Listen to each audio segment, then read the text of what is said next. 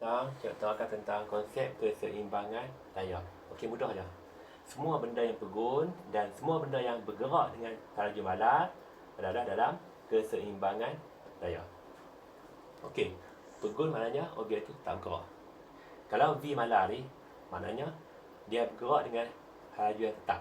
Contohnya 3 meter per second ataupun mungkin 2 meter per second ataupun tak kisah 5 meter per second ataupun sebagainya. Asalkan ms kuasanya negatif 1, maknanya lajunya malar, tetap. Okey, kita ambil kes yang berikut ni. Contohnya suatu objek yang tergantung. Macam ni, 2 kg tergantung, beratnya 20 Newton. Okey, jadi dia bergun, tak bergerak, maknanya dalam keseimbangan daya. So, bila ini 20 Newton, maka ada daya ke atas juga 20 Newton. Sama kan, 20 Newton ke atas. Ni kita panggil tegangan kali. Okey, nampak tak? Bila sama, okey, dia tak bergerak. Tak bergerak, dia mesti sama. Bawah 20, atas pun juga 20. Okey, kes yang kedua, suatu objek atas lantai. Okey, katakanlah 4 kg. Beratnya mestilah 40 Newton. Okey, tak bergerak. So, dalam keseimbangan, maknanya ada daya ke atas juga daya yang sama nilainya, iaitu juga 40 Newton juga. Okey, action, reaction. Okey, contoh ketiga, suatu objek atas landasan condong seperti ini. Okey, 2 kg, beratnya juga 20 Newton. Okey, untuk kes seperti ini, sebenarnya ada daya yang menarik objek ni ke arah bawah ni. Okey, komponen bagi berat dia. Berat ni ada kesannya ke arah ni, yang boleh membuatkan objek ni bergerak ke bawah. Okey, jadi daya ke sini. Okey, kita dah belajar tentang luraian daya. Okey, kalau F ke arah sini bersudut 30 darjah contohnya. Okey, ni F. Kita boleh F dia kata kalau okey 100 Newton contohnya. Jadi daya kot ni F cos 30 ataupun 100 cos 30. Kesan yang ni ke sini ialah 100 cos 30 ataupun kalau arah ni 100 cos 60. Koskan sudut. Koskan sudut. Senang ingat. Jadi nak cari daya ke arah tertentu, cari sudut, gunakan cos sahaja. Okey, ataupun kita pakai cos 3, F cos 30, yang ni F sin 30 pun sama. Tapi nak mudah kita hafal cos sahaja. Cari sudut, coskan. Cari sudut, coskan. Okey, ini kes yang pertama. Kes objek yang bergun. Untuk objek yang bergerak dengan V malar, laju malar, contohnya 5 meter per second. Okey, ataupun 2 ataupun 3 meter per second, dia juga dalam keseimbangan daya. Contohnya suatu objek yang bergerak dengan 4 meter per second. Okey, unitnya ms negatif 1, bermaksud ni laju yang malar. Sekiranya ada daya yang menarik ia dengan nilai 4 Newton. Okey, ni laju malar. Kalau malar mesti seimbang, maknanya ada juga daya ke arah belakang yang juga 4 Newton. Kita panggil dia apa ni? Daya geseran. Bila sama, dia bergerak dengan laju malar. Okey, laju malar, daya mesti sama. Ke depan dan belakang mesti sama. Okey, ada daya ke bawah ni, 20 Newton. Juga ke atas 20 Newton. Okey, kes yang kedua. Sekiranya ada objek dikenakan daya F dan dia bergerak dengan contohnya 4 meter per second. 02 ni per second. Yang ni adalah piutan. Tak sama dengan ni. Kalau piutan, ni special case. Kalau piutannya, ingat, bila ada piutan bermaksud ada daya bersih ke arah sini, ke arah piutannya. Kalau piutannya ke kanan, daya pun ke kanan, di mana F bersih ni, F bersih adalah sama dengan M A. Inilah kita punya formula yang sangat penting. Okey, ingat, ada beza daya ni dengan daya ni. Ni daya ke hadapan yang diseimbangi oleh daya ke belakang yang sama. Yang ni merupakan daya bersih. Kita panggil daya paduan, daya bersih. Kalau ke depannya 6 Newton, ke belakang dia 2 Newton, bermaksud bersih cuma 6 tolak 2, dapat 4 Newton sahaja. Okey, itu bezanya daya di atas dan yang ni. Daya paduan ni ialah daya bersih. Yang ni daya ke arah hadapan. Dan untuk kes ni diimbangi oleh daya ke belakang yang sama nilainya. Sebab dia bergerak dengan laju yang balas. Okey. Contohnya, katakanlah satu objek dikenakan daya 40 Newton seperti itu. Pada sudut 60 darjah. Ada geseran 5 Newton. Okey, bolehkah kita cari apakah kejutannya ke arah ini? Cari A-nya ke arah sini. Okey, cuba tengok ni. Untuk mencari kejutan, kita perlukan daya bersih pada arah kejutan, arah sini juga. Dan formulanya F sama dengan MA. Okey, perhatikan daya ini adalah ke arah atas ni, yang kita tak boleh pakai pun. So nak cari daya ke arah sini, kita gunakan ni dia, arah tu. Jadi 40 ni adalah 40 cos cos 60. Jadi nak cari daya ke arah mengufuk, kita coskan dengan sudut.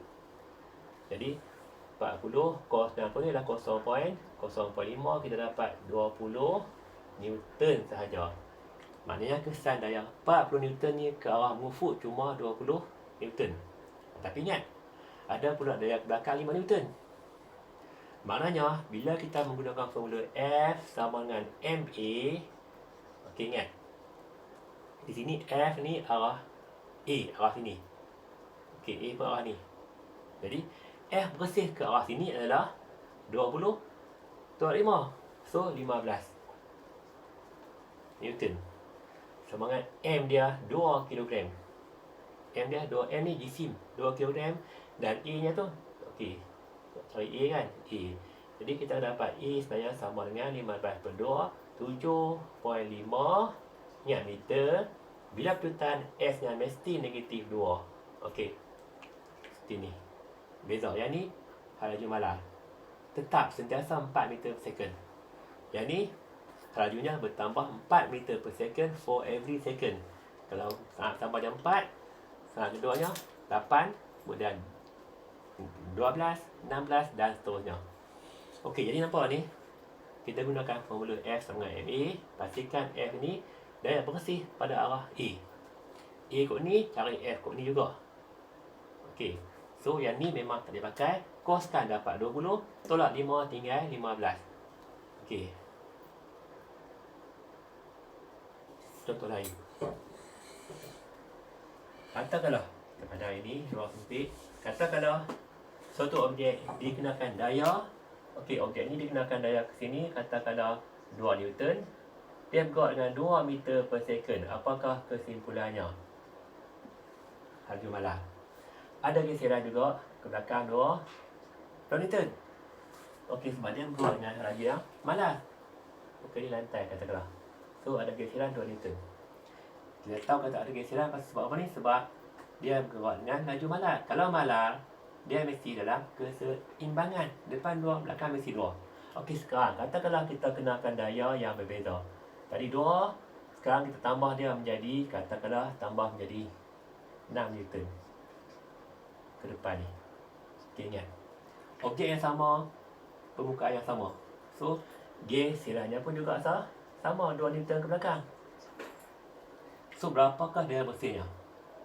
6 tolak 2. So bila kita menggunakan formula F sama dengan MA, F bersih ni adalah 6 tolak 2, 4 sahaja.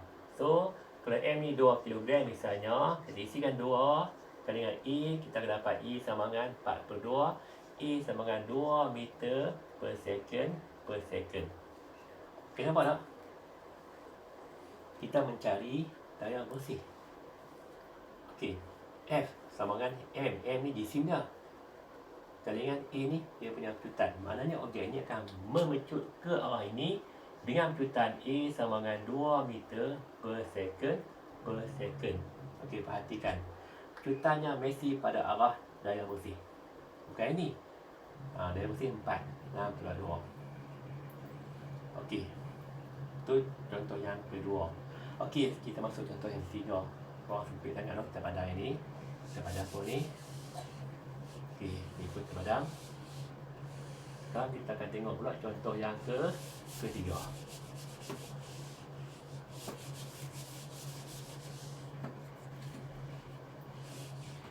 Katakanlah okey, di atas landasan seperti ini. Kita buat 2 kg dah, boleh kira 2 kg. So, berapakah beratnya? Beratnya mg 20 Newton kali 10 je. Katakan sudut ni dia bagi sebagai 30 darjah. So ingat, segitiga ni 30, ini sisi 90. So ni dah 60 darjah.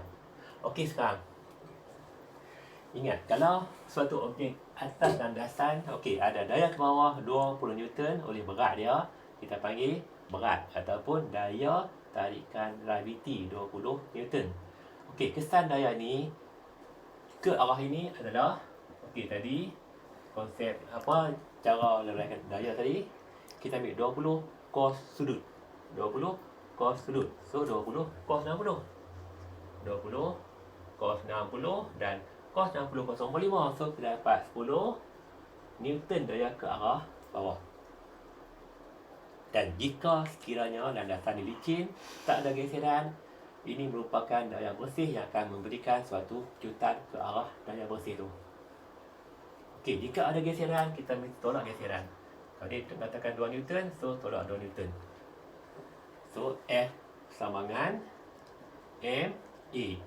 F nya 10 ke 2, 8 sahaja. So M dia 2, E. E nya sama dengan 82.4 meter per second. So pastikan kita gunakan formula ini dan ingat bahawa F ini merupakan F bersih. Ni kalau ni 10, perlu tolak 2 belakang. Okey. Sama dengan MA.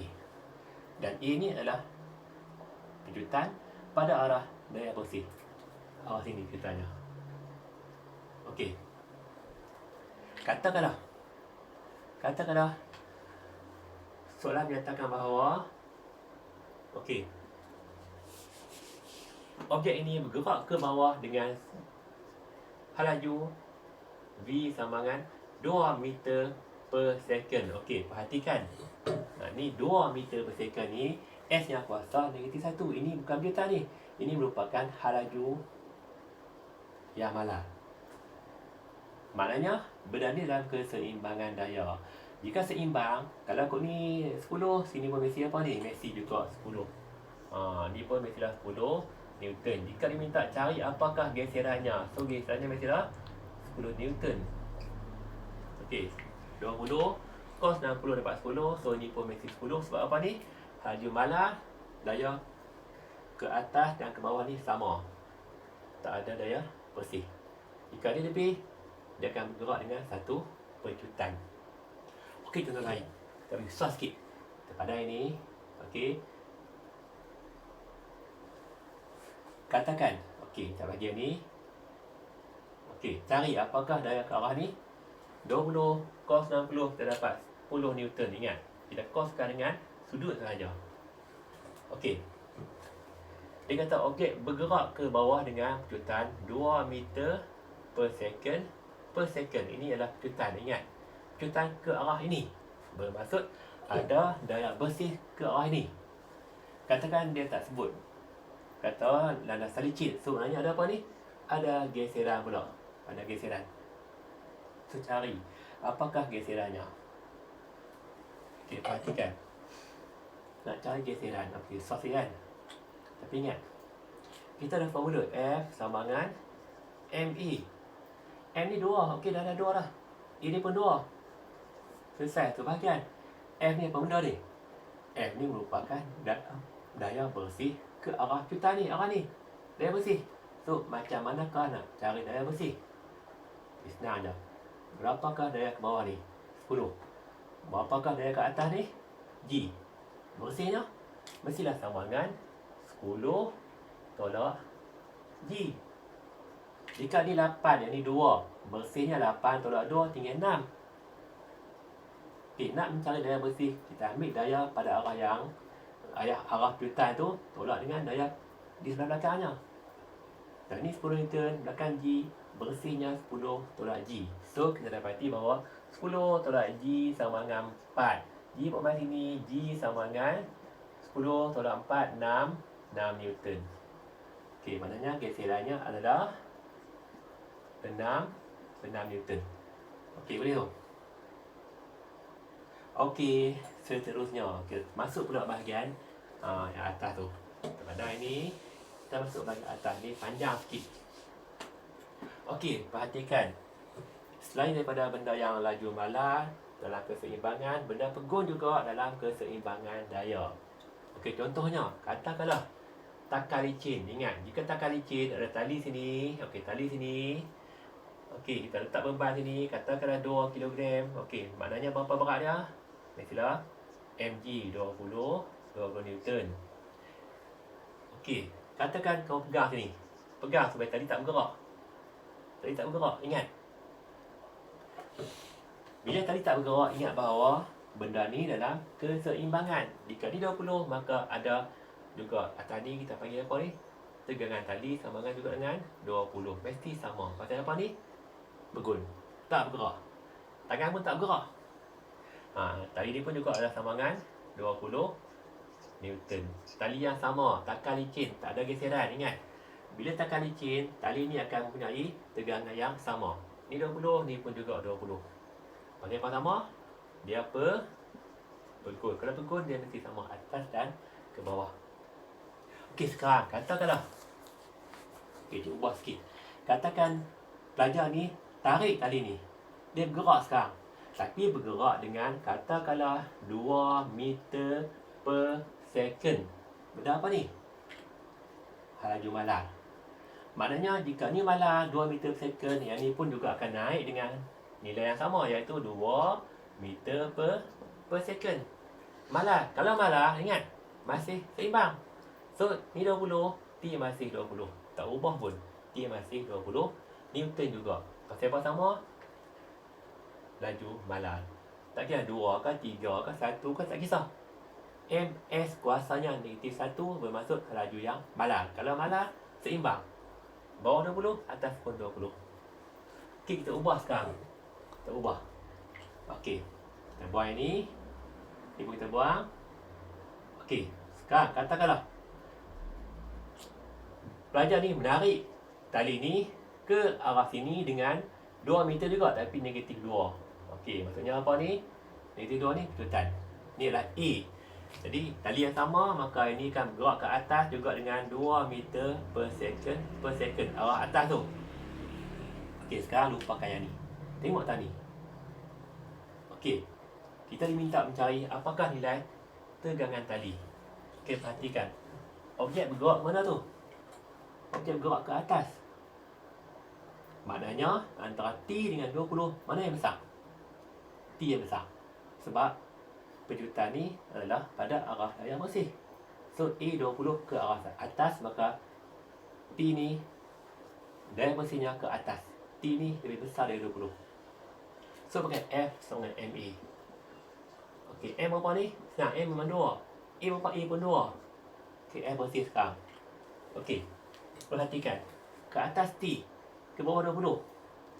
Mana besar ni? Ketan ke atas. So, T lebih besar dari 20. Maknanya, daya bersih T tolak 20 sama dengan 2 kali 2, 4.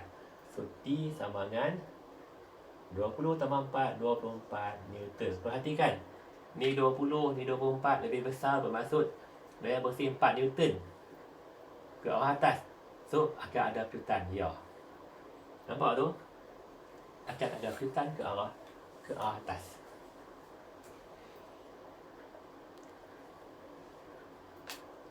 Okey, faham tu? Okey, sekali lagi, daripada yang ni. Okey, kita ubah sikit, ni pun okey. Sekarang, katakan pelajar ni membiarkan tali bergerak ke atas dengan tembuskan 1 meter per second. Ingat, ini adalah kejutan ni. Sebab ni besar 2. So, ini akan bergerak ke bawah dengan 1 meter per second. Ingat, ini adalah pejutan ke arah bawah. Okey, sekarang nampak tak? Pejutan ke bawah bermaksud ada daya bersih ke arah bawah. Antara dua ni, yang ni lebih besar sekarang. Pasal apa tu? Pejutannya ke arah bawah. Jadi, mestilah ini yang besar compare tu T ke atas tu. So samalah, gunakan juga formula sama. F sama dengan M A. M apa ni? Yang buat yang mudah dulu. M tu kan 2, A pun A1 saja ke bawah. Okey, yang tu settle. Yang ni pula, apa benda ni? Dia bersih. Pitanya ke arah ini. Bermaksud air bersih pun arah ni. Jadi benda ni okey, ada dua daya bertindak. Satu ke atas, satu ke bawah. Mana besar? Mestilah ni besar sebab daya bersih ke bawah kan. So daya bersihnya adalah 20 tolak T. So T mai sini kita dapat T sama dengan 20 tolak 2, 18 Newton sahaja. Okey, nampak tu? Okey, senang je. Ingat, bila ada piutan ke bawah macam ni, bermaksud ada daya bersih ke bawah. Maknanya antara dua daya yang tindak di sini, yang ini lebih besar daya ni. Daya bersihnya yang besar tolak yang kecil. Ya, sama dengan MA saja. Okey, itu contoh yang kedua. Seterusnya, contoh yang ketiga. Okey, katakanlah kita ada lift. Okey, dalam lift. Okey, dalam lift ni ada satu penimbang. Soal pelajar berdiri atas penimbang ni. Isinya M sama dengan 50 kg. Berapakah beratnya? Mestilah 500 Newton. Okey, ini berat sebenarnya 500 Newton. Okey, jika dia berdiri atas penimbang ni, ingat, dia tak bergerak. Katanya dia tak bergerak, maka respon ke atas juga mestilah 50 Newton. Pasal apa ni? Sebab dia tak bergerak. Bawah 50, atas ke 50. Ini sebenarnya memberikan bacaan penimbang ni sebenarnya. So badan penimbang tu 50 Newton. 500 Newton. Sama dengan bawah. Apa kata jika benda ni bergerak ke atas dengan 2 meter per second? Nampak dah S nanti satu. Laju balas bermaksud dalam keseimbangan juga. 500 ni pun masih 500. Tak ubah bacaannya. Okey, jika dia bergerak ke bawah sekarang ni dengan katakan 6 meter per second. Ingat 6 meter per second. Nampak tak? Laju balas juga. So masih seimbang. So ni 500, ni pun 500. Bacaan ni ingat masih 500, tak ubah pun.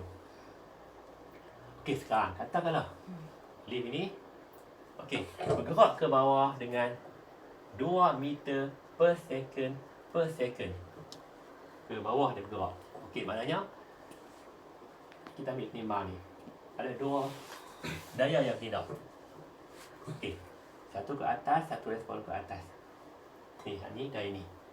Okey, mana besar ni antara dua ni? Kita buat ni sebagai R lah. R. Okey, mana yang besar? R atau 500? Piutan ke bawah. Bermaksud yang besar.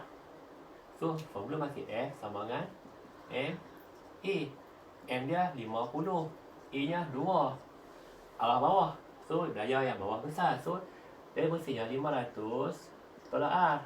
So, R ni sama dengan apa ni? 500 tolak 100, 400 Newton sahaja. Cek balik R ke sini. Ya, hanya R sama dengan 400 Newton sahaja. Okey, katakan kita ubah dia. Lift sekarang ni naik ke atas. Dengan tadi 2 ke bawah, sekarang kita buat 2 ke atas. 2 meter per second.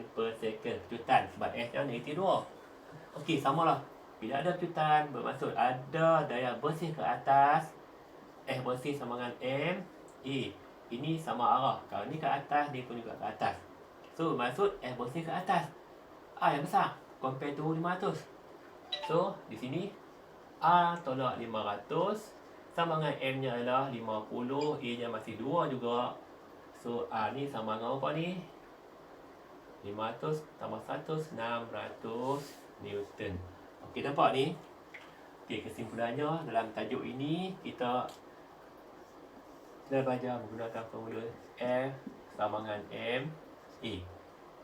Yang ni kadang-kadang susah dapat ni. Kita fikir sikit. Ingat, daya bersih ni adalah daya bersih yang bertindak pada arah yang sama dengan ikutan. Nak cari daya bersih ni senang je. Kalau dua daya seperti ni, okey, macam ni daya bersih ke atas, kita ambil bermaksud atas lebih besar dari bawah. Bersihnya yang atas tolak yang bawah. Macam ni. Kalau kita yang ke bawah, bersihnya adalah bawah tolak yang atas. 500 tolak R. Okey, cuma tu saja. Okey, sekian.